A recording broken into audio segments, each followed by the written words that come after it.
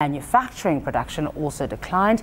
Head of Retail Investment at Absa Wealth and Investment Management, Tsitsi Hatendi Matika, joins us now. Thank you so much, Tsitsi, for your time today. We've gotten so used to hearing good news on the economic data front that when we're faced with the reality of really the kind of the fragility that this economy still sits on, it's a little jarring. But what was your reaction, firstly, to the mining data? So a huge disappointment, definitely below expectations. So while the numbers were expected to be low, they weren't expected to be that low. Yeah. So a contraction of 8.4% is massive for mining. And also just thinking about what it means for Q1 GDP. Yeah. So both will be detractors from the GDP, and that was quite a big surprise. What underpinned it? So when you look at the mining numbers, gold was a big problem, so a big detractor from the numbers. And when you look at manufacturing, it was the petroleum, the plastics, and the chemicals sector. So when you look at the breakdown, it makes sense. For instance, there was a shutdown of a refinery in February. So that makes sense why then the numbers looked so bad. Okay, now if we look at the contribution of mining to GDP, it's what, about 8% I think it was in the past year. Should we just accept that this is a sunset industry or that there are possibilities to revive it?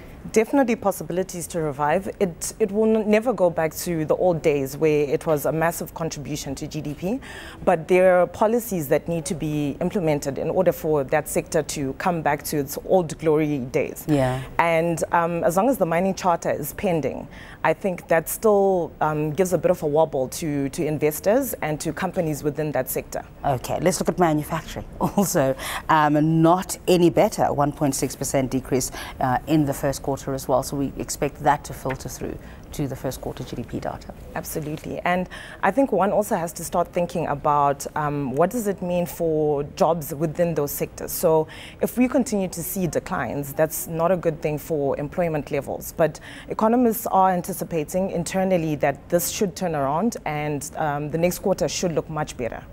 Now, let's just looking at overall growth. We saw both the IMF and the World Bank revising their growth forecast for South Africa upwards. Given this data and expectations and I suppose forecasts for the rest of the year, are we being too optimistic about an economic turnaround here? So it's a yes and a no. I would say there is room for turnaround. So you can always see an uptick coming through depending on what things happen in the different sectors. So I think the Rand is going to be a big play this year, and also global factors. So it's not just a South Africa story. Yeah. It's also what's happening in the bigger context of the world. What are the expectations for the exchange rate? Because that certainly played a role in that mining data as well. So I think a lot of people did anticipate that the Rand was overheating. So at the 1150 levels, everyone could see that it had done a bit too much. If things do stay round about the same, give or take, we should see the Rand stabilizing at these levels. And we have seen that with the pullback in US talk of trade wars, we've seen a much better Rand towards the end of this week in comparison to beginning of the week. There are grand plans. We saw the president recently announcing, you know, a group of special envoys to go on an investment drive, announcing a new economic advisor as well. But he himself had to kind of backtrack a little bit this week and maybe say he might have been too ambitious when he announced an investor conference to be held within the next 3 months. How much work are we going to need to do to really deal with the structural issues in this economy? I think a lot of work has to go in it. So momentum and speaking about things can only do cyclical changes. Yeah. It can't do structural changes. So I think he also being on the road and being in the UK for the Commonwealth, I think it brought him back to reality and also gave him a bit of a sense of what's out there and what investors are asking and what they're thinking. And I think he's now more realistic as to what needs to be done. Some big data due out next week. What are you expecting? So retail sales is always a difficult one. It's always hard to peg. I think almost as volatile as mining and manufacturing. Yeah.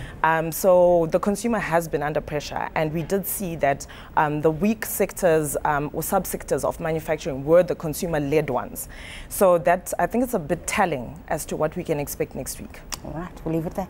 Thanks for your time today. Head of Retail Investment at Absa Wealth and Investment Management, that's Dzidzi Hatendi Matika. Now, Num says